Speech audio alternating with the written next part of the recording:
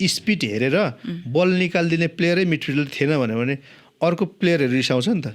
त्यहाँ रेणुका नगरकोटी छ, उस्तै खेल्ने। नेपालमा त्यस्तो स्टेबल प्लेयरहरू त कम छ, मैले अहिलेसम्म देखेकै छुइनँ। रेणुका नगरकोटी भनेको यस्तो प्लेयर हो, आजभन्दा 14 वर्ष अगाडि मैले जसरी देखेको थिएँ त्यही स्किलमा अहिले पनि खेल्छ क्या। उसले कहिले पनि आज 90% राम्रो खेल्यो, अर्को गेममा चाहिँ 30% मात्रै खेल्यो भन्ने प्लेयर होइन।